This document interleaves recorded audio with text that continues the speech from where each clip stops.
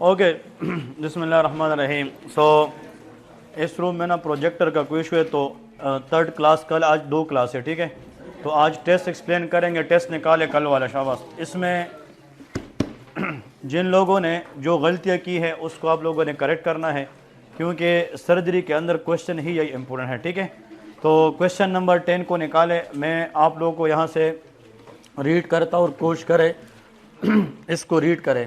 A 58-year-old man present with 6-month history of bright red blood per rectum and sensation of lump protruding from his anus through defecation. During discussion बातें बिल्कुल ना करें, जो point से extra कोई चीज़ knowledge में आती है उसको लिखा करें, जस्ट सुने। He report that the lump does not go back and on its own, but required him to gently push it back inside with his finger. इसका मतलब जैसे कैसा हीमोराइड, और हीमोराइड के अंदर ग्रेडिंग होती है। इसमें जो part of the large intestine है that is come out, but the patient put that part of the large intestine with its finger. देखिए जो ग्रेड 1 है इसके अंदर no protrusion, there is no lump. Grade 2 के अंदर स्पॉन्टेनियसली रिजॉल्व होता है।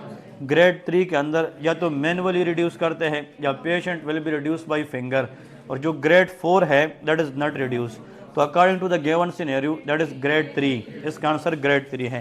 इसी टॉपिक के साथ लेके ना हीमोराइड इम्पोर्टेंट टॉपिक, जब आप लोग बाद में पढ़ेंगे तो ये पता होना चाहिए कि हीमोराइड इज़ वेरी इंपॉर्टेंट, तो इसको आप लोगों ने पढ़ना है बिफोर एग्जाम अच्छे तरीके से। क्वेश्चन नंबर 11 को देखे सारे। A 68-year-old man present with 1 year history of progressive worsening urinary hesitancy, weak stream and nocturia 3 to 4 time per night. अब देखिए age of the person is more than 60, that is older age, gender is male, और साथ में जनाब उसको नॉक्चूरिया है। तो मतलब मल्टीपल टाइम जैसे नींद से उठ जाना, बार बार यूरिन आना रात के वक्त, and DRE show symmetrically enlarge smooth form and non tender prostate. इस लाइन को ना अंडरलाइन करें, दैट इज वेरी इंपॉर्टेंट। कभी कभार वो एग्जाम में बताएंगे ना कि what is the DRE finding of BPH, तो आप लोगों को नीचे उसने बताया होगा नोडुलर है, हार्ड है, स्मूथ है, इस तरह के क्वेश्चन आते हैं। सो दैट इज स्मूथ। क्या है? स्मूथ है। यूनिफॉर्मली एक जैसा एनलार्ज प्रोस्टेट होता है, नॉन टेंडर होता है और फॉर्म होता है। ये 4 बातें फिंगर टिप्स पे याद करें, this is very very important one. And urine analysis is normal, it's mean कि देयर इज नो UTI, इसके अंदर UTI नहीं है। तो मतलब जब भी ऑब्स्ट्रक्टिव सिम्टम्स आते हैं in a patient after the age of 50 and that is male, we should think about prostate issue, और that is called benign prostatic hyperplasia, that is called BPH। तो क्वेश्चन नंबर 11 का जो answer है that is called B, that is benign prostatic hyperplasia. A 43-year-old female developed incisional hernia through a lower abdominal following total abdominal hysterectomy। मतलब recently a female underwent surgical removal of the uterus, hysterectomy, and after that incision site के ऊपर उसको दोबारा hernia हुआ है। What is the best treatment for this hernia? Open mesh repair. इसका क्या है? Open mesh repair. तो हम मिश ही लगाते हैं क्योंकि mesh repair that is called hernioplasty, और जो हर्नियोप्लास्टी है दैट प्रोवाइड मैक्सिमम सपोर्ट, और ये टेंशन फ्री। मतलब ये है कि वहाँ पे जो प्रेशर लगती है, जैसे लोअर एब्डामिन है, इसके ऊपर जो प्रेशर इफेक्ट होता है वो क्या होता है? ज़्यादा होता है।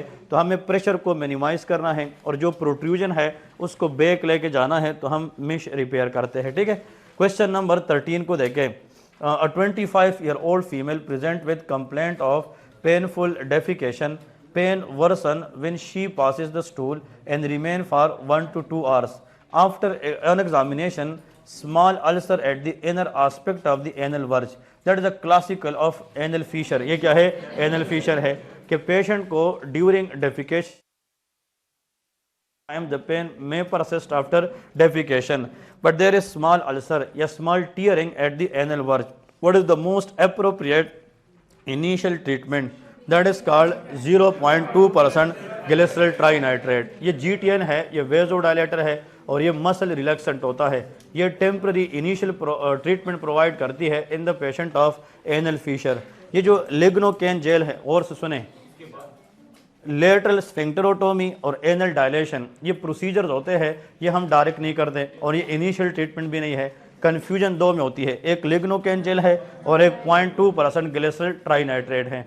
मतलब टेम्परेरी इनिशियल इफेक्टिव प्रोवाइड जो है वो 0.2% है। इसका जो एक्शन है वो क्विक होता है, फास्ट होता है और इसके साइड इफेक्ट कम होते हैं। बट ये वेज़ोडायलेटर भी है। क्या है? वेज़ोडायलेटर। तो ये कभी कभार माइल्ड हाइपोटेंशन करा सकती है, क्योंकि अगर आप हम ये ज़्यादा देंगे तो हाइपोटेंशन के चांसेस हो सकते हैं, बट वेरी रेयर। इसकी वजह यह है कि हम ये टॉपिकल लगाते हैं at the anal canal.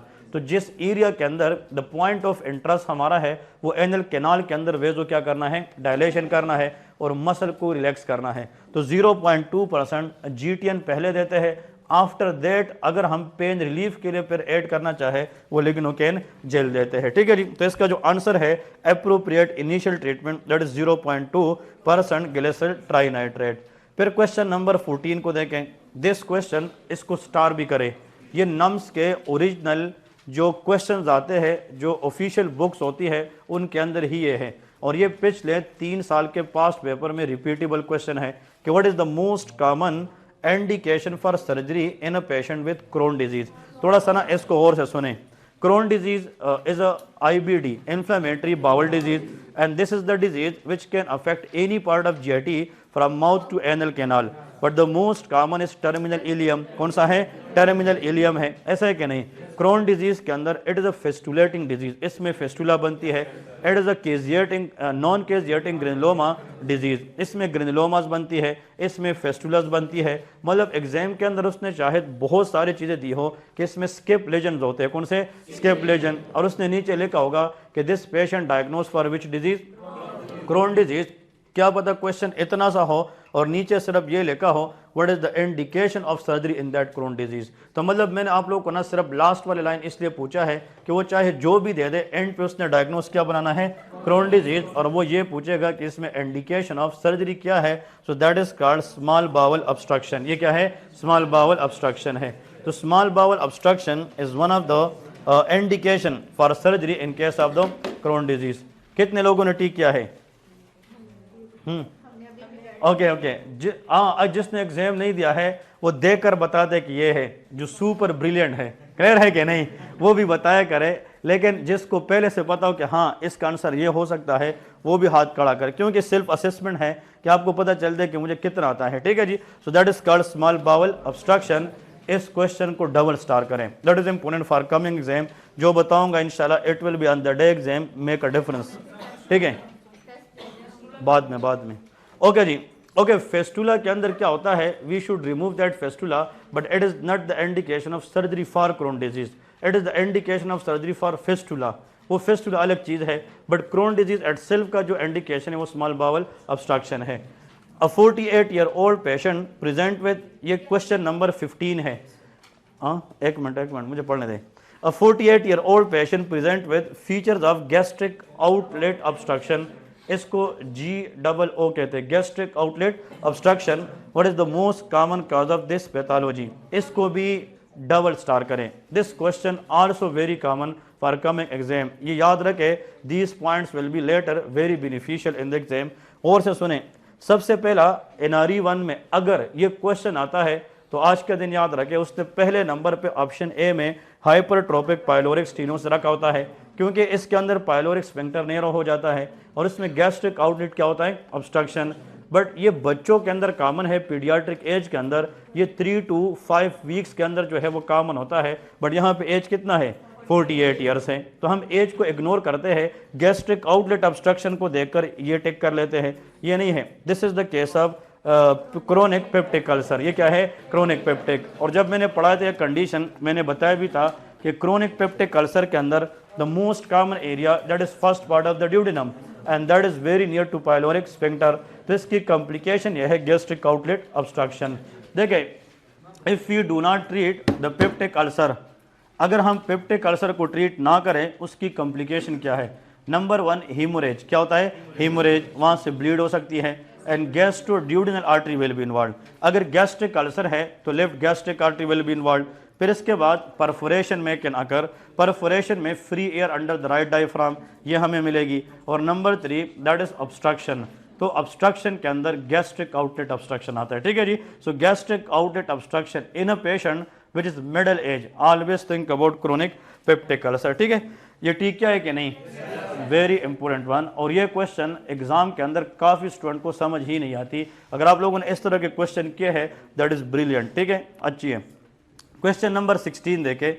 Okay, a 22-year-old male present with 12 hours history of peri-umbilical pain that has migrated to the right lower quadrant and report nausea and vomiting but has not vomited on examination temperature। इसमें question 10 लिखा है किसी ने, 10, इसका option D है, that is called 10। इसका कितना बनता है, 10 बनता है, दैट इज अल्विराडो स्कोर।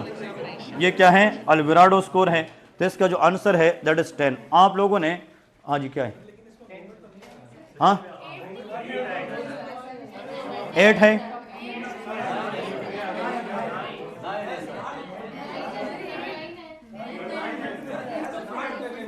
ओके एक minute.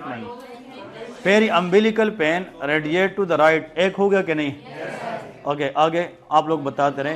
He report nausea and एक, ये 3 हो गए, आपने उसमें गलती की है। देखें इसका आंसर 10 है, ठीक है, ये गलत है, इसका आंसर 10 है। ओके, क्वेश्चन नंबर 17,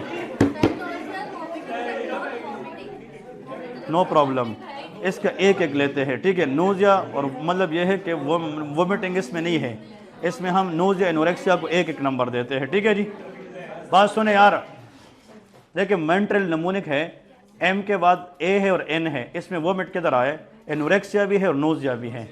तो आप लोगों ने वोमिट को देके इसको नंबर नहीं, आप बाद में जाके कैलकुलेट करें, बट इसका आंसर 10 आता है, ठीक है। Question number 17, a 25-year-old male present with classical migrating pain starting at the umbilicus, localizing the right lower quadrant, associated with nausea and lower grade fever. During an open appendectomy, the surgeon find the appendix located posterior to the cecum, partially embedded in the retroperitoneum. Which of the following is the best describe the most common anatomical position of appendix? Retrocecal, ये क्या है, retrocecal है। ये question कभी कभार direct भी आता है, what is the common anatomical position for appendix? Answer is retrocaecal. Appendicitis में अगर पेन की बात पूछी जाए that is involvement of parietal peritoneum, कौन सा, पैराइटल पेरिटोनियम, इसकी वजह से अपेंडिसाइटिस का पेन आता है।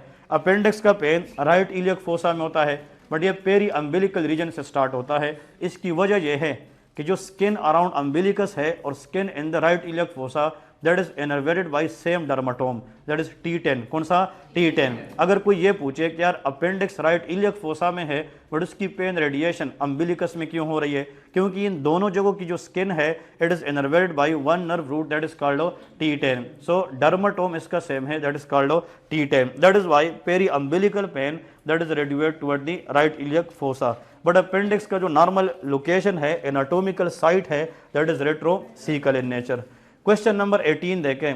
Question number 18, a 28-year-old man present with right groin swelling that appear when he stand or cough and reduce easily when he lie down। बात है बिल्कुल नहीं please. On examination, the swelling is palpable at the level of pubic tubercle and can be controlled by applying pressure over the mid-inguinal point that is just lateral to pubic tubercle. Before stand, the finding is most characteristic of which type of hernia? That is endorheic inguinal hernia, ठीक है जी।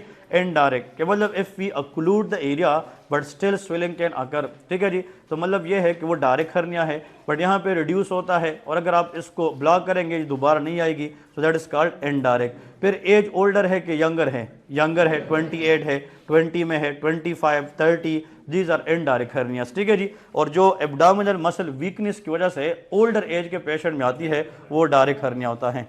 फिर question number देखे 19, a 74-year-old woman brought for respiratory distress and altered mental status. Her medical history record show right-sided hemiplegia from a stroke severe year ago.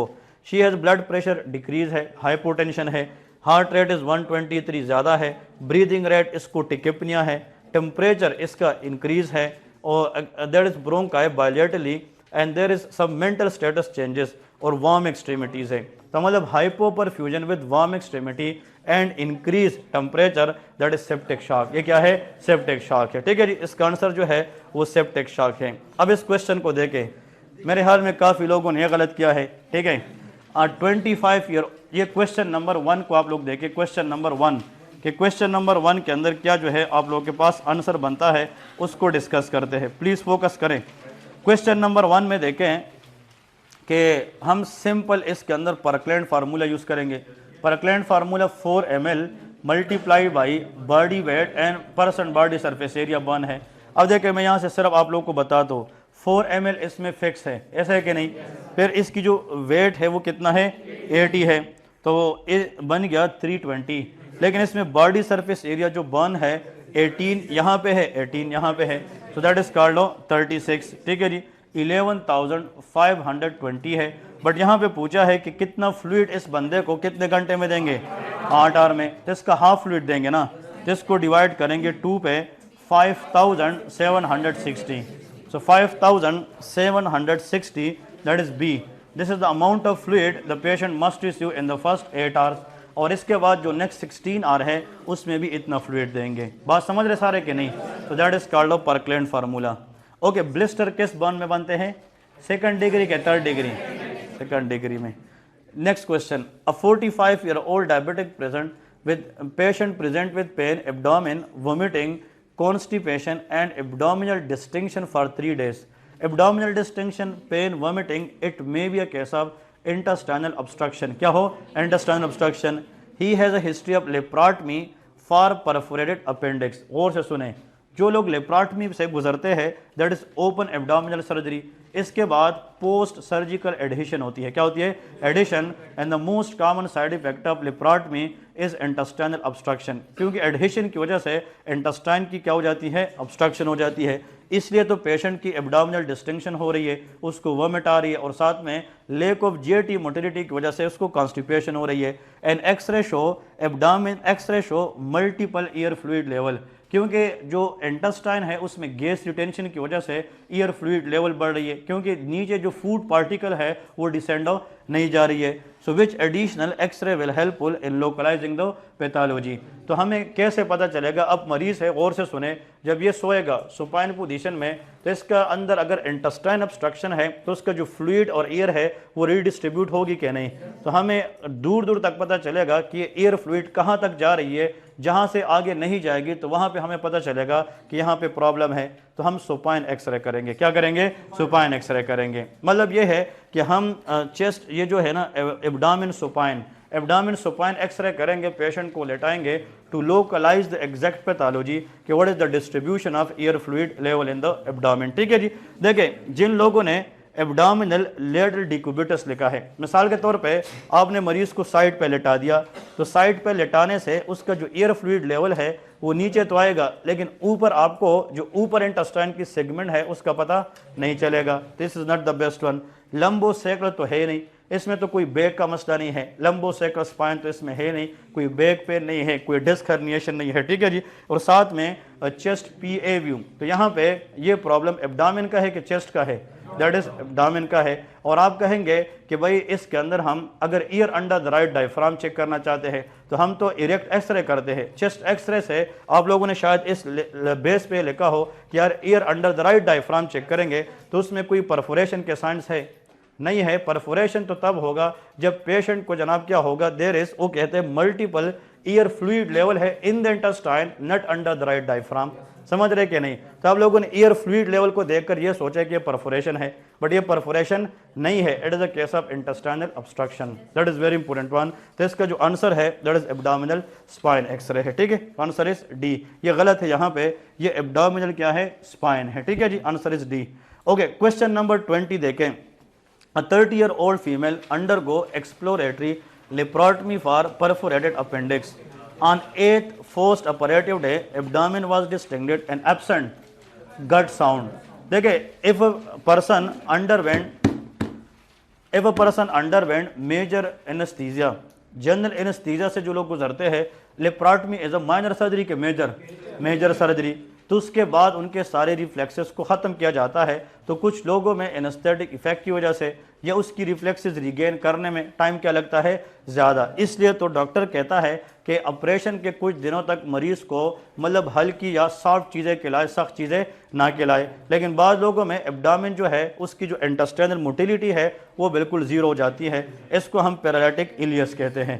तो मतलब laparotomy के बाद patient का इस तरह के सिम्टम आना देखे, X ray show dilated small and large bowel, क्योंकि जो पेरिस्टालिसिस है वो नहीं हो रही, तो मतलब जो फूड है वो इंटेस्टाइन के अंदर रिटेन होगी कि नहीं।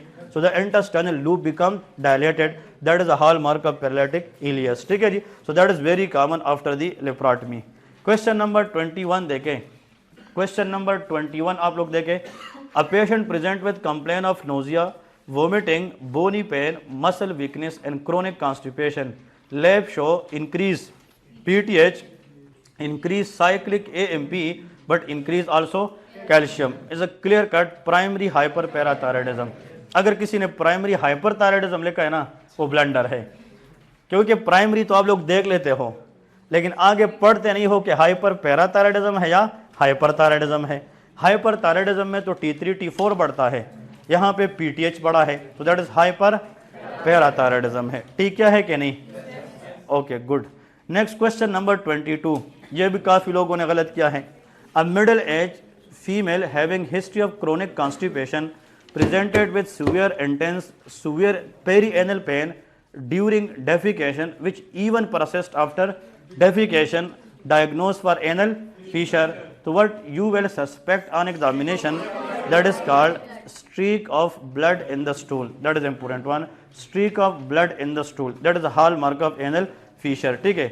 ये जो ब्लैक टारी स्टूल है ना, black tarry, it is a sign of upper GT bleeding, कि जब अपर जेटी ब्लीडिंग होती है so that will characterise by black tarry stool, that is the sign of melaena. इसको क्या कहते हैं? मेलिना कहते हैं। देखिए एसोफेगस से लेके जहाँ पे ड्यूडिनम खत्म होता है और क्या स्टार्ट होता है? Jejunum. The first part of the small intestine is called duodenum, the second part is jejunum. तो जो ड्यूडो जेजुनल जंक्शन है वहाँ तक अपर जेटी है और इसके नीचे एनल कैनाल तक लोअर जेटी है। तो अगर किसी को पेप्टिक अल्सर है और वो ब्लीड कर रहा है तो ये ड्यूडो जेजुनल जंक्शन से ऊपर है कि नीचे? ऊपर है। So peptic ulcer bleed as a upper GT bleed. अगर ड्यूडिनल अल्सर है it is called upper GT bleed. अगर एसोफेजियल वेरिसेस है it is upper GT bleed. तो मतलब any bleeding above duodenojejunal junction that is called upper GT bleed. तो कुछ bleeding जो है अपर जेटी के अंदर हम वोमिट करते हैं वो हेमाटोमेसिस है। क्या है? हेमाटोमेसिस। और कुछ ब्लीडिंग कम हो रही होती है तो वोमिट में तो नहीं आता लेकिन वो आहिस्ता आहिस्ता नीचे लार्ज इंटेस्टाइन में जाता है और स्टूल के जरिए बाहर आता है। तो जो ब्लीड ऊपर हो रही है और वो एनल कैनाल तक आती है तो उस पर टाइम गुजरेगी कि नहीं और उसके अंदर चेंजेस आएगी, it will make the stool colour black. So black tarry stool that is a sign of upper GT bleeding. इसको मलीना कहते हैं। क्या कहते हैं? मलीना कहते हैं। ठीक है जी। सो दैट इज, और इसमें streak of blood in the stool आता है। ये कंसेप्ट क्लियर हुआ? क्वेश्चन नंबर 23, इसको स्टार करे फॉर द एग्जाम। ये 22 भी स्टार करे और 23 भी स्टार करे, दोनों अहम है। A patient underwent surgery 1 week ago but later present with complaint of infection on wound having classical greenish discharge, that is Pseudomonas aeruginosa। क्योंकि जो Pseudomonas बैक्टीरिया है it is a gram negative bacteria which is aerobic in nature। Those bacteria which survive in the presence of air that is called aerobic in nature। इसको याद कैसे करना है? एक trick बता रहा हूँ, इसके नाम में हर एक चीज़ मौजूद है। Pseudomonas क्या है? एरोजिनोसा है। एरो का मतलब ये एरोबिक इन नेचर है। ये क्या है? एरोबिक इन नेचर है। ये in the presence of air survive करती है और इसके अंदर ना, इस एरोजिनोसा के अंदर ये जो बैक्टीरिया है सूडोमोनास एरोजिनोसा, इसके अंदर याद रखे इसके अंदर एक कंपाउंड होता है, इसका नाम है पायोसाइनिन। कौन सा है? पायोसाइनिन। और एक इसके अंदर होता है pyoverdine, that is called pyoverdine. So these are the two pigments, these are the two pigments in which bacteria? Pseudomonas. ठीक है जी, सूडोमोनास। और ये जो बैक्टीरिया है ये इन दो पिगमेंट्स को रिलीज करती है जब ये इन्फेक्शन कराती है और इन पिगमेंट्स की वजह से ये उस सिक्रीशन को ग्रीनिश डिस्चार्ज या ग्रीनिश कलर देती हैं। तो किसी वूंड पे जब इन्फेक्शन हो जाए किसी भी बैक्टीरिया का, उसके अंदर अगर डिस्चार्ज है जो पीप की शक्ल में ग्रीन कलर आ रही है, कौन सी, ग्रीन कलर, तो आप समझ जाए कि ऐसी बैक्टीरिया है जिसने पिगमेंट रिलीज की है जिसका नाम पायोसानिन एंड पायोवर्डिन है, जिसने सिक्रीशन का कलर क्या बनाया है, ग्रीन बनाया है, and this property only present in case of Pseudomonas aeruginosa. Clear है। और कभी कभार इसके बारे में एमसीक्यूज आता है, इसके लिए ड्रग ऑफ द चॉइस, अगर बेस्ट ड्रग देखते हैं सेप्टाजिडाइम, कौन सा, सेप्टाजिडाइम, तो ceftazidime is the drug of choice against Pseudomonas. ठीक है जी, ये भी इसके अंदर एक इंपॉर्टेंट पॉइंट है। फिर यहाँ पे एक्चुअली एक कंडीशन है, उसका नाम है for example that is called, देखिए इस वर्ड को गौर से सुने, ये एमसीक्यूज के अंदर काम आता है, ecthyma, that is called ecthyma gangrenosum, that is called gangrenosum. ठीक है जी, ये वर्ड सबके लिए न्यू है, that is very important one. कभी कभार एग्जाम के अंदर स्पेशल वर्ड आता है कि ecthyma gangrenosum, it is a condition characterise by necrosis of the skin cell in diabetic patient. जो मरीज डायबिटिक होता है उसकी इम्यून रिस्पांस क्या होती है, वीक होती है, तो उन लोगों में स्किन सेल नेक्रोस स्टार्ट हो जाती है, and permanent cell death which is pathological is called necrosis, and that area become gangrenous, क्या बन जाता है, गैंग्रीनस। और गैंग्रीनस एरिया के ऊपर इन्फेक्शन के रेशो मजीद ज़्यादा होती है। So the most common bacteria which can cause infection in immuno compromised patient which is already diabetic and that can cause necrosis of the skin cell which is known as ecthyma gangrenosum. Again the leading cause is Pseudomonas aeruginosa. The Pseudomonas aeruginosa can cause ecthyma gangrenosum in diabetic patient. That is again very important MCQs question in the exam. Okay, next question, that is infection around the burn area. अगर कहीं जगह मतलब जल जाती है तो उसके ऊपर जो ब्लिस्टर बनते हैं उसमें अगर इन्फेक्शन होती है, उस पर जख्म बन जाते हैं जहाँ पे कोई चीज़ जल जाती है, burn. So around the burn the cause of infection most common bacteria again that is Pseudomonas. तो Pseudomonas is the top priority for the burn infection. ठीक है जी। फिर हॉस्पिटल एक्वायर्ड इन्फेक्शन, कौन सा, हॉस्पिटल एक्वायर्ड इन्फेक्शन, मरीज है अगर वो फॉर एग्जाम्पल इसको कहते हैं nosocomial infection, which one, nosocomial, मरीज किसी बीमारी की वजह से अस्पताल में एडमिट है और उस बीमारी की टाप पे मरीज को दूसरा इन्फेक्शन अस्पताल की स्टे में होता है, वो भी ज़्यादातर कौन कराता है, सूडोमोनास कराता है। Pseudomonas even can cause otitis media as well, it can cause lot of problem, but what are very important is greenish discharge because of pyocyanin and pyoverdine, ecthyma gangrenosum in diabetic patient followed by burn infection। ठीक है जी, burn infection and hospital acquired infection। ठीक है, so these all are the points related to the pseudomonas। ये question ठीक क्या है कि नहीं, ओके ये नोट किया सबने जो लिखा है, इंपॉर्टेंट है, आगे माइक्रो में इंशाल्लाह पढ़ाऊंगा लेकिन ये अहम है, इसको याद रखना चाहिए। Question number 24, which factor is most likely responsible for the delayed wound healing in a 45 year old, ये रिकरेंट इन्फेक्शन है, तो आप लोगों ने इसका आंसर डी है, दैट इज कॉल्ड इन्फेक्शन। ठीक है, रिकरेंट इन्फेक्शन, और इसकी वजह इम्यूनो कम्प्रोमाइज स्टेट होती है and most likely uncontrol diabetes mellitus होता है। ठीक है, रिकरेंट इन्फेक्शन। हाँ जी, तो फॉरेन बॉडी तो हर एक को नहीं होती ना, जहम है, आप उसका ख्याल रख रहे हो, अगर जहम है तो you will try to pull that area from the foreign body. Foreign body बहुत कम लोगों में आती है, बट अगर आपकी इम्यून सिस्टम साथ नहीं दे रही या आप उसका केयर नहीं करेंगे तो उस पर इन्फेक्शन बार बार होंगे। तो recurrent infection is for more common cause of delayed wound healing as compare to foreign body. We can not ignore foreign body, it can also cause delayed wound healing, but my question is the most common one. ठीक है जी, तो most common जो है हमेशा infection है। काज of delayed wound healing वाला topic अगर आप लोग उठा कर देखे तो उसके अंदर में इन्फेक्शन लिखा है। ठीक है जी, लेकिन इसके अंदर इन्फेक्शन नहीं है। Answer is here the recurrent infection is the answer. Question number 25, please focus. A 25-year-old well-built football player is hit by a speeding motorcycle on his right leg. She continued to walk to the emergency and her leg is swollen. His posterior tibial artery is weaker than on the left side। ठीक है जी, the X-ray showed tibia and fibula shows no fracture। अब fracture नहीं है but there is severe pain in the area. तो कभी कभार fracture होती है, कभी कभार नहीं होती है, बट लिम्स ट्रोमा है, दैट इज कंपार्टमेंटल सिंड्रोम। कौन सा है, कंपार्टमेंटल, ये स्टार करें, ये बहुत ज़रूरी है, दैट इज अर्जेंट फेशियाटमी। क्या करेंगे, अर्जेंट फेशियाटमी। ठीक है जी, urgent fasciotomy. Next question number 26, A 44-year-old lady with a history of multiple endocrine neoplasia 2A develop lump which is palpable in thyroid. ये तो मेडुलरी कार्सिनोमा है, क्योंकि मिन 2A के अंदर 2P है ना, pheochromocytoma, another is hyperparathyroid adenoma और साथ मेडुलरी कार्सिनोमा. बात है नहीं यार. Question number 27.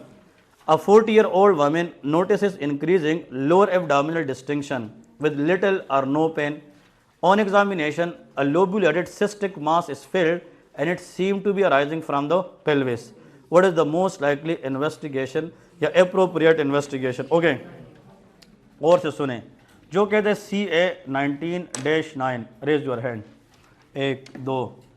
और मैं एक चीज़ बता दूँ, मेरे पास इतना टाइम नहीं है, तो मैं हर एक का हाथ इधर देखना चाहता हूँ कि लोग कहाँ पे है. अगर कोई बंदा हाथ खड़ा ना करेगा तो वो इधर से निकलेगा, फिर फ़ायदा नहीं है. तो जो कहते हैं ऑप्शन ए, जिसने लिखा, आप सब ने लिखा है ना कुछ तो लिखा है, तो 5 बंदे, ठीक है, 6 बंदे, 7 8, ठीक है, 9 10 11. हाँ, जो कहते हैं बी CEA 1 2 3 4. नेक्स्ट जो कहते सी से, जो कहते हैं डी CA15-3. ठीक है जी, चले let's talk about it. Number 1 CA19-9, this a tumour marker for pancreatic cancer. और से सुने, हाँ, pancreatic cancer very common in older people or younger. ये मैंने लिखा भी है. अभी भी घर जाके पहला काम ये करे, रिस्क फैक्टर निकाले, तो उसमें एडवांस एज भी है, दैट इज मोर देन 50. तो यहाँ पे क्या है, उसमें रिस्क फैक्टर में क्रोनिक पेंक्रियाटाइटिस भी है, फैमिली हिस्ट्री भी है, उसमें क्रोनिक स्मोकिंग भी है. उस तरह की फैक्टर यहाँ पे नहीं है. उसमें मेल डाइजेशन, मेल एब्जॉर्प्शन भी है, सिग्निफिकेंट वेट, स्टेटूरिया वो भी है, इसमें वो चीज़ें नहीं है. It is not CA19-9. Number 1 point. Number 2, और से सुने तो फिर यह समझ आएगी, CEA कार्सिनो एम्ब्रियोनिक एंटीजन. इसका नाम क्या है, कार्सिनो embryonic antigen. It is for colorectal cancer. इसमें होता है कोलोरेक्टल कैंसर. तो इसमें कोई ब्लीड पर रेक्टम की हिस्ट्री है? No, there is nothing wrong. There is no anaemia, no iron deficiency, and the age is also not more than 50 and no smoking history. तो ये CEA भी नहीं है. CA15-3 ये ब्रेस्ट कैंसर के अंदर होता है. तो मतलब वो तो चले, अल्लाह का शुक्र है किसी ने लिखा नहीं है, लेकिन ये है कि CA15-3 किस में होता है, ब्रेस्ट कैंसर में. तो ये तो इधर बनता ही नहीं है. अब सवाल ये है, और से सुने, दिस इज अ फीमेल है, वुमेन है, जिसको लोअर एब्डोमिनल मास या डिस्टिंक्शन हो रही है. It may be ovarian cancer, और ओवेरियन कैंसर के अंदर CA125 होता है. ठीक है जी, तो CA125 for the ovarian cancer. जिसने सी पिक किया है, ब्रिलियंट. ठीक है जी, अच्छा है. क्वेश्चन नंबर 28 देखें. हाँ जी, ये पता है सबको? क्या है? ठीक है, इन घंटों में आप लोगों ने स्टडी भी करनी है. ठीक है, ओके. नेक्स्ट क्वेश्चन को देखें. Question number 29. A 55-year-old male hypertensive diabetic come to surgical OPD with complaint of severe perianal pain with high-grade fever for last 4 days. ये तो पेरिएनल एब्सेस है. क्या है? Perianal abscess. तो आई थिंक ये भी ठीक क्या होगा आप लोगों ने, ये लोगों ने गलत किया है, जो दुख वाली बात है. क्वेश्चन नंबर 3 को देखे, शाबाश. क्वेश्चन नंबर 3 को देखे. A 70-year-old male present with obstructive urinary symptom. He undergoes digital rectal examination of the prostate. Which of the following feature would be the diagnosis of carcinoma? इसको ना answer को छोड़ दे, ऊपर से फिर स्टार्ट करे और think for a while. Patient has obstructive urinary symptom. और हमने कहा था कैंसर में यूरिनरी सिम्टम बट इनिशियल नहीं होते. If the cancer is advance it can काज. तो कुछ स्टूडेंट ना अपने आप को कंफ्यूज करते हैं, वो कहते हैं ऑब्स्ट्रक्टिव सिम्टम तो कैंसर का हिस्सा ही नहीं है. यार why not if the cancer is advance stage. But मैंने कहा कि these cancer not diagnose early because of asymptomatic. ऐसा है कि नहीं, इनिशियल नहीं होते बट बाद में यूरिनरी सिम्टम आ सकते हैं. बट सवाल में हमसे ये नहीं पूछा है कि मरीज को कैंसर है कि बीपीएच है, उसने बताया है कि मरीज को क्या है, कैंसर है। उसने हमसे ये पूछा कि डीआरई पे हमें क्या मिलेगा, ठीक है जी। सो हार्ड कंसिस्टेंसी क्या है, हार्ड। कुछ लोगों ने कल मैंने रैंडम दे के स्मूथ सरफेस भी लिखा है, ठीक है जी। तो ठीक है जी, नज़र ना लगने की वजह से तो सही है, अगर किसी ने हर एक पे नज़र वाली कंसेप्ट करनी है तो फिर गलत है। Smooth surface is always BPH, क्या है, बीपीएच है। और से सुने, ये स्मूथ सरफेस के सामने लेके डीआरई फाइंडिंग फॉर बीपीएच। जब हम बिनाइन प्रोस्टैटिक हाइपरप्लेजिया देखते हैं तो उसमें form, non tender, uniformly enlarge and smooth surface, ये 4 चीज़ें हैं। अभी कुछ देर पहले भी बताया था। लेकिन नोडुलर हो, क्या हो, इरेगुलर हो और हार्ड कंसिस्टेंसी हो, दैट विल बी कार्सिनोमा। वो क्या है, कार्सिनोमा।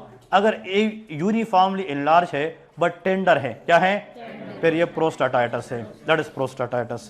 तो डीआरई फाइंडिंग पर प्रोस्टाटाइटिस, पर प्रोस्टेट सीए एंड पर BPH, all are 3 very important one, ठीक है। इनमें से अभी से नोट कर ले 1 MCQs will be in the exam, क्योंकि these type of question never miss. They ask 3 time before but this time not ask, coming will definitely ask. क्योंकि ये क्वेश्चन ऐसे होते हैं ना, रैंडम क्वेश्चन, जो एक दफ़ा नहीं तो आगे 3 दफ़ा ज़रूर आते हैं, ठीक है जी। आप लोग इस एग्ज़ाम से पहले यही क्वेश्चन कॉपी पेस्ट मैंने प्रीवियस से लिया था, ये क्वेश्चन भी आया था, तो बहुत स्टूडेंट को इसका पता तक नहीं था। तो याद रखे, हु नोज, यही क्वेश्चन इन 35 में से आपके 10-12 भी आ जाए तो 50 में से 12-15 तो निकल गए ना। तो ऐसे ऐसे आप लोगों की रिकवरी होगी। तो कोशिश करें, every question should be taken very serious and this question are not easy, they are easy today because you work on that. आपने इसके ऊपर मेहनत की है, हमने सर्जरी पे महीने से ज़्यादा काम की है, तो तब समझ आ रही है ना। अगर आपने ना पढ़ा होता तो ये आपको मुश्किल लगता। तो अगर आज आप लोगों को ये इजी फील होता है तो जितना शुक्र करे कम है, ठीक है, दैट इज इम्पोर्टेंट वन, और ये आप लोगों की मेहनत की वजह से है। क्वेश्चन नंबर 30, अ 47-year-old woman develop severe diarrhoea, क्या है, सीवियर डायरिया। पीएच क्या है, pH is decrease, that is acidosis, क्या है, एसिडोसिस। अब और से सुने, अगर ये मसला HCO3 की वजह से है तो वो भी कम होना चाहिए, क्योंकि पीएच इज डायरेक्टली प्रोपोर्शनल, तो वो भी कम है कि नहीं, यस, ठीक है जी। अगर ये PCO2 का मसला होगा तो उस बढ़ना चाहिए, लेकिन वो तो कम है, बजाय से को बढ़ जाता। तो प्राइमरी इशू HCO3 में है, दैट इज मेटाबॉलिक एसिडोसिस, क्या है, metabolic and respiratory compensation. But बात ये है, 3 टाइम बट इसलिए बोला है कि this is a acidosis but that has normal anion gap acidosis, क्या है, नॉर्मल अनाइन गैप। जैसे DKA का मरीज होता है उसमें रेज अनाइन गैप एसिडोस होता है, डायरिया में नॉर्मल अनाइन गैप एसिडोस होता है। ये भी एक पॉइंट याद रखें, ठीक, क्या है, okay. 31, your friend, a patient present with redness, pruritus and abdominal prominency, abnormal prominency of the wound site 4 months after excision of lymphoma, abnormal prominency, that is keloid। ये क्या है, keloid है। वो आपको ये नहीं बताएगा कि the wound is go beyond the border, हाँ जी, तो beyond the border का मतलब उसने फिर हलवा ला के दिया आपको, ठीक है जी। वो कहते हैं abnormal prominency, वो wound मार्जिन को एक जैसा वो मीटो नहीं कर रहा। एबनॉर्मल प्रोमिनेंसी, एबनॉर्मल बॉर्डर्स होते हैं कि जो एक्चुअल वुंड है और जो हील हो रहा है उसकी प्रोमिनेंसी एक दूसरे के साथ मिलती नहीं है। तो फिर एट द लेवल है कि बियॉन्ड है, देन इट इज कॉल्ड कीलाइड्स। ये क्या है, कीलाइड है, ठीक है।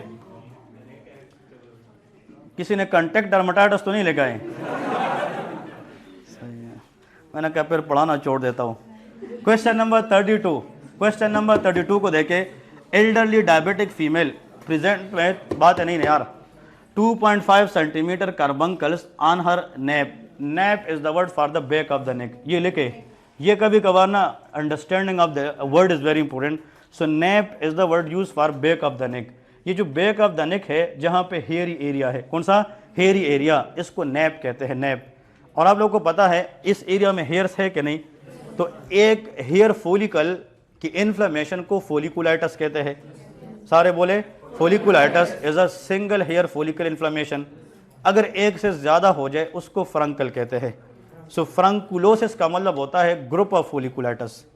एक hair follicle inflammation is folliculitis, but group of folliculitis is फ्रंकुलोसिस।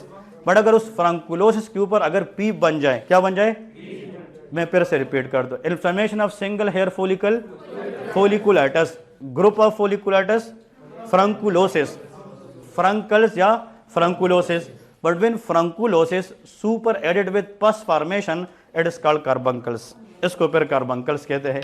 तो फॉलिकुलाइटिस से फ्रंकल्स बनते हैं और फ्रंकल से कार्बंकल्स बनते हैं, बट कार्बंकल्स के अंदर पस का होना जरूरी होता है, उससे मल्टीपल पस डिस्चार्ज होते हैं। लेकिन फॉलिकुलाइटिस से सफर तय करके फ्रंकल बनना, फ्रंकल से सफर तय करके कार्बंकल बनना, ये कब होता है? जब बॉडी का इम्यून रिस्पांस ऑर्गेनिज्म के खिलाफ क्या हो, वीक हो। तो ये 90% डायबिटिक में होती है, दैट इज वेरी इंपॉर्टेंट। किस में होती है? 90% डायबिटिक में होती है। तो कार्बंकल्स जब भी आ जाए एग्जाम में, किस में होगी? डायबिटिक में, immuno compromise. Carbuncles can occur in those patients who can take chronically long-term steroid or not. Yes. Carbuncle may can occur in those patients who has poor hygiene or not. Yes. Carbuncle can occur in those patients who has uncontrolled diabetes or not. Carbuncle can occur in those patients who are HIV positive or not. Yes. So all are immunocompromised state. और इन सब के अंदर initial क्या था? Folliculitis क्या बन गया? फ्रंकल्स, और फिर कितनी चीजें हैं? 3, फॉलिकुलाइटिस, फ्रंकल्स एंड कार्बंकल्स। इन तीनों का ऑर्गेनिज्म एक है, staphylococcus aureus, that is very important. तो इस सब का ऑर्गेनिज्म एक है, that is pyogenic bacteria, a bacteria which can form पस, दैट इज पायोजेनिक बैक्टीरिया। उसका नाम क्या है? स्टेफाइलोकोकस ऑरियस, इसको स्टेफ ऑरियस भी कहते हैं। तो याद रखे, आपके जहन में आया carbuncles, what is the best next initial investigation of choice? हाँ,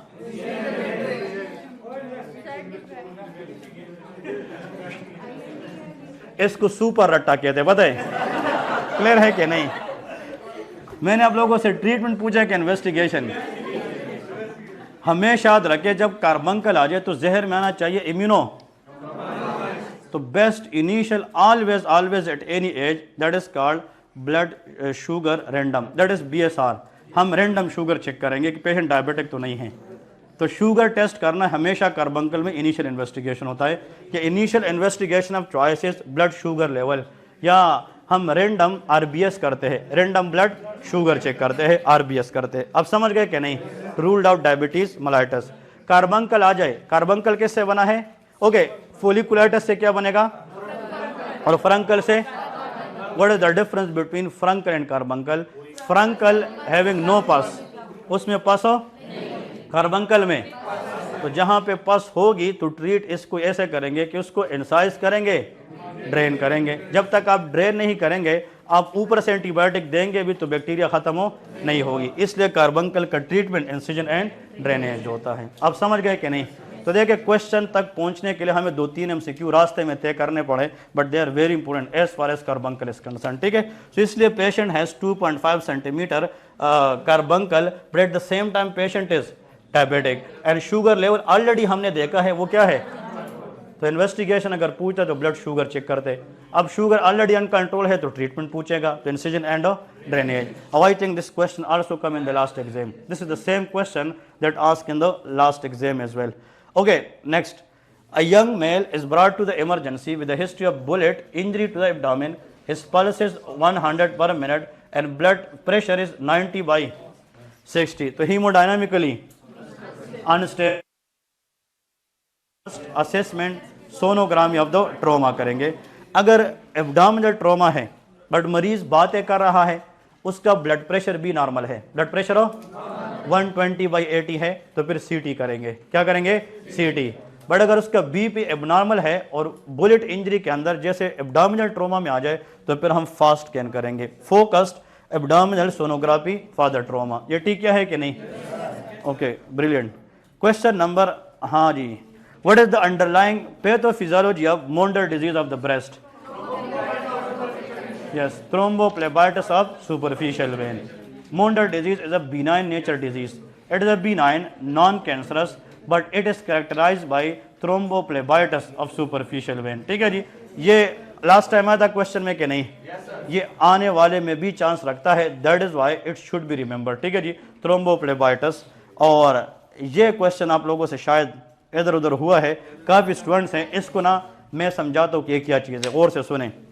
A 40-year-old lady present with 6 to 7, ये 6-7 नहीं है, ये 6 to 7 time increase multiply centimetre breast lump है. So that is big lump और small? Big. That is slow growing या fast? That show fast growing lump. ये क्या है? Fast growing lump. अब गौर से सुने. फिर then upper outer quadrant with no axillary lymph node involvement. इसके ना 3 बातें हैं बस. The age should be middle age. कितना? Middle age. मिडल एज के अंदर अगर मैं इसके हवाले से बात करूं, तकरीबन 25 से लेके 45 साल इसके दरमियान एज होगा. 32, 31, 34, 38, 40. इसका मतलब यह है कि 31 से 40 का जो पर्ली है ना, ये बहुत कॉमन है इसके अंदर. बट वी कैन गो 30 से 5 लेस और 40 से 5 मोर. So 25 to 45 age. एक point. Number 2, very fast growing breast lump. That is very important. Within few days, within few week, lump become increase in the size multiple time. That is very fast growing lump. And number 3 is very important. This type of condition has no axillary group of lymph node involvement. Breast cancer अगर ductal carcinoma है या lobular carcinoma है, it can invade into axillary group of lymph node. But ये वाला condition axillary group of lymph node में नहीं जा रही, because these cells can spread in the body via the blood, not lymphatics. That is very important. जो lymphatic से lymph node से, lymphatic क्या है? तो सम कैंसर मेटास्टेसिस करती है लिम्फ नोड के जरिए, वो लिम्फेटिक शक्ल इख्तियार करती है.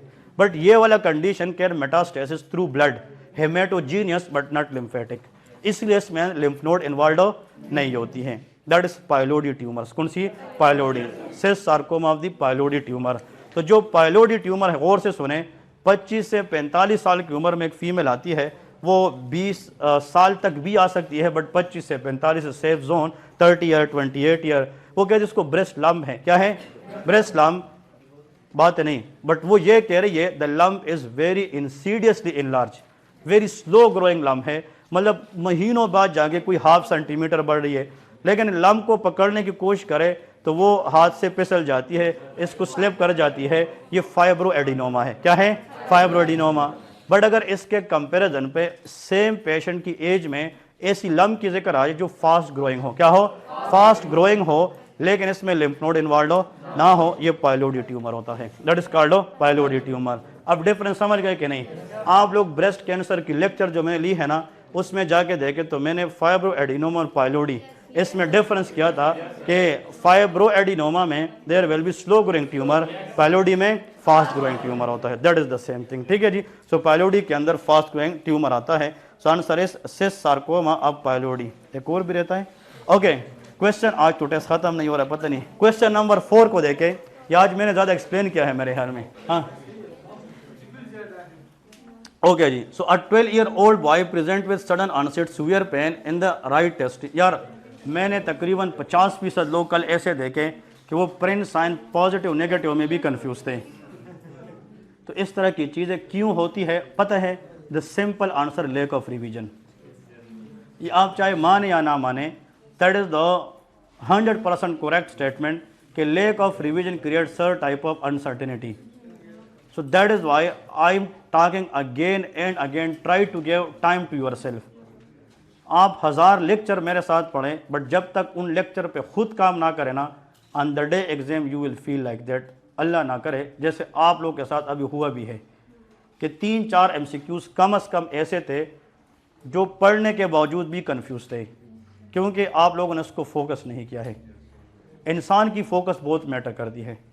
जब आप एक चीज़ पढ़ते हैं ना, मेरी 2 नसीहतें हैं किसी भी आम बंदे को भी, चाहे वो मेडिकल में है या नहीं है, बट वो चाहते हैं कि यार सर मुझे 2 बातें ऐसी बताए कि मैं ज़िंदगी में आगे जाऊँ तो मुझे सेटिस्फेक्शन हो कि हाँ मैं किसी चीज़ करके आया हूँ. नंबर 1, स्पेशली पढ़ने वालों के लिए, जैसे हमारी फील्ड है ना, don't take anything very light. Some time that light thing make burden on you. तो किसी चीज़ को ना हल्के में ना लें कि मुझे ये आता है वो आता है, इसको पढ़ने के क्या फ़ायदा, मैंने तो उसको 10 दफ़ा पढ़ा है, उसी में क्वेश्चन आएगा वही मार देती है. तो नंबर 1, मेडिसिन का कोई लिमिट नहीं है. क्या पता आपको उस टॉपिक पे 5 चीज़ तो आती है जो आपने रट ली है, आपने लोगों को सिखा के उसके ऊपर अपने आप को उस्ताद बनाए हैं, बट उससे अगर वो 5वीं से छठी बात पे जाएगा तुम्हें फिर कक नहीं पता होता। तो try to take everything serious, ये मेरी अपनी एक पर्सनल रिव्यू है। मैं जब अपनी तैयारी करता हूँ ना, किसी बड़े एग्जाम की भी करता हूँ, तो मैंने अगर जितना भी मेहनत किया होता है, मेरे पास ये MRCP के ना तकरीबन 30-35 किताबें पढ़ी है और उन किताबों से मैंने फिर अपने पॉइंट्स बनाए हैं। तो मैंने जितनी भी पढ़ी है, मैंने 8 घंटे की बजाय 12 घंटे प्रेफर किए हैं। बट मैंने कहा ऑन द डे एग्जाम फिर शेमफुल होने से बचाने के लिए अभी मुझे घर वालों ने भी टाइम दिया है, मुझे खुद को भी टाइम मिला है। अब ये टाइम मेरे हाथ में है कि मैं उसको कंज्यूम कर रहा हूँ कि नहीं कर रहा हूँ। लेकिन एग्ज़ाम के बाद फिर लोगों की बारी है, आपसे वो पूछेंगे क्या बना। अभी वो नहीं पूछेंगे, अभी सिर्फ वो ये पूछेंगे पढ़ रहे हो कि नहीं पढ़ रहे हो। और घर वाले फ़ोन करके ये कहते हैं कि बस ज़्यादा ना पढ़ो, बीमार ना हो जाओ। और तुम सोचते होंगे मैंने क्या पढ़ा है। समझ रहे कि नहीं, समझ रहे कि नहीं। वो रोज़ रोज़ ये फ़ोन करते हैं ज़्यादा स्ट्रेस ना लो, इंशाल्लाह हो जाए, क्योंकि वो हिम्मत देते हैं। माँ बाप जो है, बहन भाई जो है, कहते हैं इंशाल्लाह अल्लाह पाक इस दफ़ा खैर करेगा, हो जाएगा। वो कहेगा पढ़ो ही नहीं, तुमने उस दिन पढ़ा भी नहीं होता। वो कहते सुनाओ बच्चा इतना पढ़े कि ये बेहोश हो जाए, खैर है कि नहीं। तो मेरे ख्याल में पढ़ाई इतनी करे जिस पे आपको सेटिस्फेक्शन ज़रूर होती है। तो एक बात जो मैं समझा रहा हूँ, number 1, don't take anything light, that is very important. और try to study and read everything with focus. बस ये 2 बातें, सिंपल गेम है, फोकस और डोंट टेक लाइट। ये जिस पे जो काम करेगा ना, मजाल नहीं है क्या फेल हो जाए, मजाल भी नहीं है क्या फेल हो जाए। अभी आप लोगों के सेशन में मैं कल देख रहा था कि लास्ट टाइम तकरीबन 196 तक लेक्चर मैंने लिए थे, 195 टोटल ना इस तरह के। आप लोग को इस दफ़ा मैंने 220 प्लस का सोचा है कि मैंने चीज़ें ऐड करनी है। अब देखिए नाट में हमने कितनी ऐड की है, हमने सरद ऐड की है। अभी हमने 112 लेक्चर ले लिए, 112 अभी रहती है, ठीक है ना। जो लोग पूछ रहे हैं ना कि अभी कितना रहता है, बहुत रहता है। अभी तो हमने पढ़ा क्या क्या, लेकिन हमारा फ़ायदा ये हुआ हमने मेजर पार्ट को पकड़ा है। जैसे एनाटमी है, सर्जरी है, मेडिसिन है, इट कंटेन होल पेपर। तो ये क्यों पहले हमने पढ़े हैं कि आप लोग इस पे ज़्यादा काम करें। अगर मैं इन्हीं चीज़ों को नियर द एग्ज़ाम पढ़ाऊँ तो तुम फिर खुद कब पढ़ोगे। तो मेरे ख्याल में ना इस मौके को हाथ से ना जाने दे। सब सोच के आए हैं तो इंशाल्लाह सब पास होंगे। बट मैं इधर देखकर बहुत खुश होता हूँ, कुछ स्टूडेंट होते हैं इधर रात 9 बजे तक भी बैठे होते हैं, फीमेल्स भी होती है, मेल भी होते हैं। मुझे खुशी होती है कि यार वो पढ़ते हैं, आपस में एक बॉन्डिंग रखे होते हैं। जो अपने हॉस्टल में पढ़ सकते हैं उधर पढ़े, जो घर में पढ़ सकते हैं उधर पढ़े, बट पढ़ाई पे no compromise, that is very important one. और आज दिन याद करें ना, जब आप इस एकेडमी में आए थे तकरीबन 1.5 महीने से ज़्यादा टाइम हो गया, मज़ीद 1.5 महीना आगे जाएगा तो शायद आगे बस 1 महीने बाद फिर एग्ज़ाम हो। तो टाइम तो किसी का इंतज़ार नहीं करती, ऐसा है कि नहीं। टाइम ने आना है, बस जाना है। शाम हर एक का होना है, जो पढ़ेगा नहीं पढ़ेगा वो अलग बात है, शाम हर एक को होना है। जो नहीं पढ़ेगा उसको शाम नहीं कहेंगे मैं थोड़ा सा रुक तो आप पहले पढ़े फिर मैंने शाम होना है, ऐसा नहीं होता। नेचर का निज़ाम है, नेचर के निज़ाम में से फ़ायदा आपने खुद ढूंढना है। तो भाई मुझे आप लोगों में से चेंज नज़र आई है काफ़ी हद तक। कुछ लोगों पे I am very satisfied, but कुछ लोग still need a lot of consistency, lot of seriousness. तो जो सीरियस होगा वो ना भी पढ़ेगा, मैं लिख के दूंगा वो पास हो जाएगा। हर पढ़ने वाला बंदा पास नहीं होता। आप लोगों में से कुछ लोगों ने दिन रात एक ही है, वो फिर भी फेल है, क्योंकि पास होने में कई फैक्टर्स होते हैं। उनमें से पहला फैक्टर खुद को रिस्पेक्ट, अपनी जगह को रिस्पेक्ट, पढ़ाने वाले को रिस्पेक्ट, सिस्टम को रिस्पेक्ट, लोगों के साथ मामलात सीधे रखना, ये सारी चीज़ें इसमें मैटर करती हैं। तो आप लोगों ने ना ज़िंदगी में ना अपनी पढ़ाई को NRE 1 तक महदूद ना रखें ना कि यार बस NRE नहीं है तो ज़िंदगी, ऐसा नहीं है। इंशाल्लाह वो कहते हैं ना देर से सही बट सही सही आएगी तो इंशाल्लाह बहुत अच्छे फॉर्म में आएगी। आपको अल्लाह वो रिवार्ड देगा। जो लोग अभी NRE 2 में 1 में पास हो गए, मिसाल दे रहा हूँ, देखिए एक सिंपल सी, जो NRE 1 में पास हुआ और आप फेल हो गए मिसाल, तो आप बहुत डिस्प्रेस हो गए कि अब मैं आगे शायद ना कर पाऊँ। और उस दिन आप सब ने ये ठान लिए थे कि शायद मैं दोबारा पढ़ाई भी ना कर पाऊँ। अल्लाह ने फिर हिम्मत दी है, ऐसा होता है कि नहीं। फिर आ गए हैं सिस्टम में। दुनिया उम्मीद पे कायम है यार, होप इज़ एवरीथिंग। लेकिन उस होप में आपकी बिलीफ होना चाहिए कि अल्लाह पाक ने मुझे करना है पास। ठीक है जी, 1 में हो गया पास, तुम परेशान हो गए। वो 2 में आया, 2 उसने सीरियस नहीं लिया, क्योंकि NRE 1 पास होने की जो हवा चली थी उसको हम कहते ये करें हाँ सर ये तो बहुत आसान है। आज उसकी कॉल आती है कि सर NRE2 दोबारा कब स्टार्ट करेंगे, क्यों फेल हो गया। और जो बंदा वहाँ पे बैठ के ऐसा था, लेकिन लोगों के बीच बीच में से इसको देख रहा था ना, वो आज मैसेज करते FCPS कब स्टार्ट होगा। क्लियर है। तो ये डिफरेंस है भाई। Difference will create you lot of space in between की एम्बिग्विटी और क्लियरेंस क्या होती है। तो मैं आप लोग को ये समझा रहा हूँ, जो बंदा फेल हुआ, जो NRE1 पे अपना तकब्बुर कर रहा था ना, अल्लाह पाक सबको बचाए कि यार मैं हो गया पास, बस तुम अपना देख लो। लोगों की नीयतें चेंज हो जाती है। पास होने के बाद वो जो जिगर यार है वो भी नहीं पूछता, कहते अब तो मेरा स्टेटस ऊपर हो गया। ये होता है लोगों में। वो कहते यार पीछे वो नहीं देखते और अपनी किस्से शुरू करते हैं। उसने 2 घंटे नहीं पढ़ा होगा, अल्लाह ने उसको पास को कहते मैं तो 10-10 घंटे पढ़ा, तुम्हें क्या बताई। अब ये नहीं सोचता कि मुझे अल्लाह ने ये दिन दिया है, मेरे कोई कमाल क्या, इंसान क्या चीज़ है। इंसान बहुत कमज़ोर है। कुन हो जा फयकून हो जाता है। उसको चाहिए कि यार मुझे नहीं पता, बस अल्लाह ने करवा दिया, अल्लाह पाक आपको भी पास करेगा। सही है। लेकिन लोग ऐसे कम सोचते हैं। तो जो बंदा NRE1 में पास हो गया, उसने खुशी मना ली, वो 2 में आके फेल हो गया ना।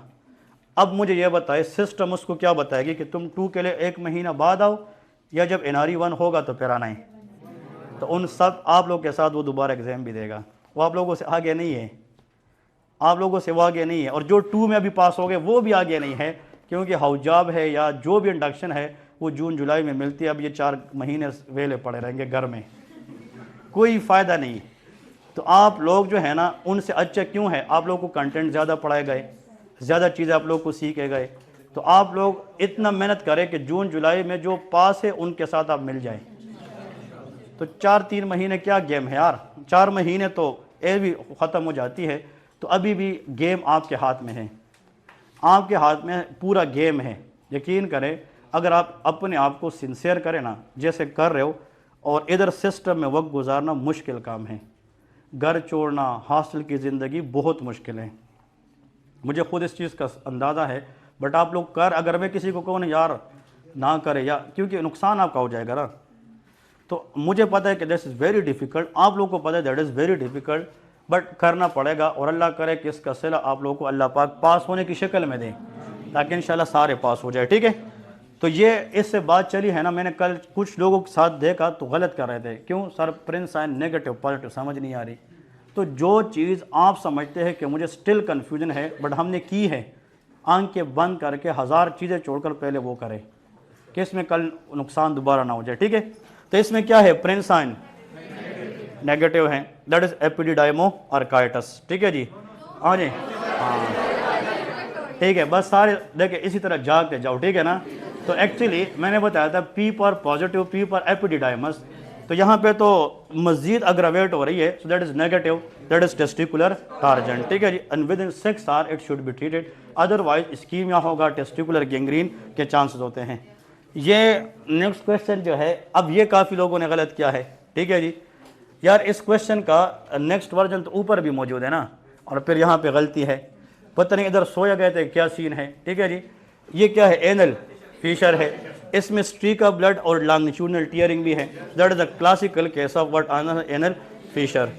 नेक्स्ट क्वेश्चन देखे, दैट इज, हाँ ये भी आप लोग को लास्ट टाइम NRE1 में आया है, दैट इज पाइलोनिडल साइनस। जो नेटल क्लेफ्ट होता है, वहाँ पे एक ट्रैक बनती है, हेयरी बॉडी, जिनके बॉडी पे हेयर ज़्यादा होती है, बार्बर्स या ड्राइवर्स जितने भी होते हैं, उनमें ये पाइलोनिडल साइनस के चांसेस ज़्यादा होते हैं, और वहाँ पे एक्यूट एब्सेस बनता है। अब ये क्वेश्चन ओके, जिसने ए लिखा है CT scan of the chest and, ये नहीं लिखा किसी ने, जिसने लिखा है अपर एंडोस्कोपी एंड बायोप्सी, अब ये ज्यादती होगी अगर कोई ना निकला। ठीक है, 6, 4, 5। अब देखिए आप जैसा बंदा, ये पता है ये ज्यादती है, चोटी नहीं वड्डी, सही है कि नहीं। हाँ आपने भी गलत किया ना, आपने भी गलत किया है। या इसकी वजह क्या है, बर्ड बी का पेरेंट्स क्या चीज़ है। आप लोगों को एग्जाम में शायद उसने डायग्नोस पूछा था ना, एक अलीजिया है, अब ये क्वेश्चन आया था कि नहीं। मैंने यार ये पूछा है कि इसकी कन्फर्मेटरी टेस्ट बताएं, तो लोअर एसोफेजियल स्फिंक्टर कंट्रैक्ट है, वो रिलैक्स नहीं कर रहा, तो टोन्स इंक्रीज है कि नहीं। देखिए गौर से सुने, achalasia is not cancer, then how you can go for biopsy? वो तो सीए में करते हैं, वो तो एसोफेजियल सीए में करते हैं बायोप्सी। देखे एकलीजिया में बेस्ट इनिशियल टेस्ट जो होता है बेरियम स्वालो, क्या है? बेरियम स्वालो, जिसमें बर्ड बीक है। अब यहाँ पे बेरियम स्वालो इसलिए नहीं बनता, बर्ड बीक पहले से मौजूद है, ठीक है जी। और फिर यार इसको सोचे कि कन्फर्मेटरी टेस्ट पूछ रहे, तो मैनोमेट्री, क्या है? मैनोमेट्री। तो 24 आवर एम्बुलेटरी, ये जो हमारे पास oesophageal manometry, that is the investigation of choice. इसके बगैर हम एकलीजा को कंफर्म डायग्नोज नहीं करते हैं, ठीक है। कितने लोग हैं जो प्रीवियस बातों पे अमल किए हैं कि लास्ट लाइन से पढ़ के स्टार्ट करना है? उसका कुछ फ़ायदा हुआ? अभी नेक्स्ट एग्जाम में और फ़ायदा होगा, फिर और होगा। जब आप रियल एग्जाम में जाएंगे काफ़ी चीज़ आप लोग उसकी तरफ कवर करेंगे। अभी तो सिर्फ आगाज़ है। अभी भी इस बैठे हुए लोगों में इधर या उस क्लास में या ऊपर जो हमारे स्टूडेंट बैठे हैं, मैं अभी कंफर्म कह सकता हूँ ना, अभी भी जितने मैंने एक्सप्लेन किए हैं 3-4 क्वेश्चन हर एक ऐसे हैं जो आने के बावजूद भी गलत है, और ख़ुद सोच रहे होंगे कि मैंने कैसे गलत किया है। लेकिन इस एक्सक्यूज़ का कोई फ़ायदा नहीं है, ये हमने इधर से ख़त्म करना है। ये ख़त्म करेंगे training session, this class the training session for the real exam. Real exam में मुझे सब कुछ आता है, और मैंने गलत किया, बाहर स्पीकर पे बोला कि भाई यो खफा ना हो, मुझे आता सब कुछ है, बट मैंने क्या गलत है, इसका कोई फ़ायदा है नहीं है ना यार। सो इधर से टीक करेंगे, और मैं चाहता हूँ 180 MCQs हर एक टीक कर सकता है। आप लोग यार मास्टर्स एग्ज़ाम से एक कुछ लोग गुजरे हैं, कुछ लोग ने इनिशियल देना है, and this type of MCQ very few student can attempt. लेकिन मैं सिर्फ इस चीज़ पे थोड़ा सा होता हूँ ना कि जो चीज़ आता है आप लोगों को वो गलत नहीं होना चाहिए, और सिंपल MCQs हमेशा गलत होते हैं। अब एकलीजा में पूछो 10 में से 9 बंदे कहेंगे it is very easy topic, but देखिए अच्छे अच्छे लोगों को उसने, ठीक है ना, रास्ता दिखाया है। चले जी, question number 8, a 45 year old patient, okay, that is triple regime, triple therapy. ये नारीवन में आता कह रही, okay, omeprazole, amoxicillin and clarithro. और एमोक्सिसिलिन नहीं दे सकते तो फिर वेरी गुड, ठीक है। नेक्स्ट क्वेश्चन, ये लॉस ऑफ टर्मिनल इलियम है, TPN पे है, ठीक है जी, और बाउल रिसेक्शन हुई है, so that is called loss of terminal ileum, ठीक है।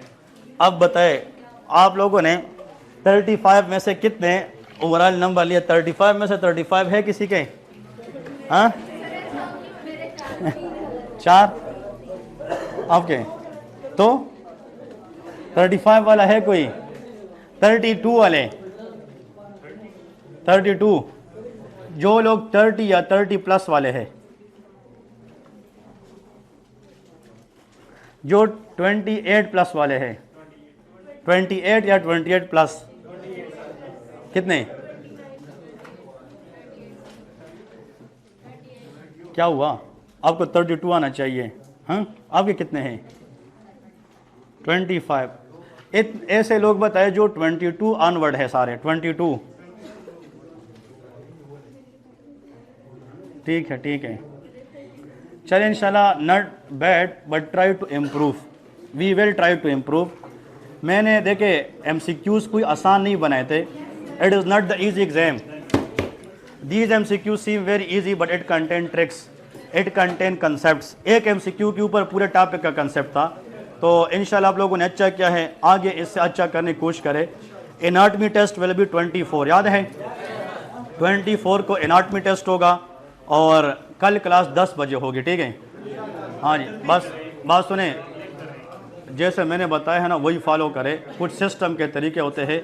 सो कल क्लास विल बी इंशाल्लाह 10 AM। अल्लाह हाफिज़।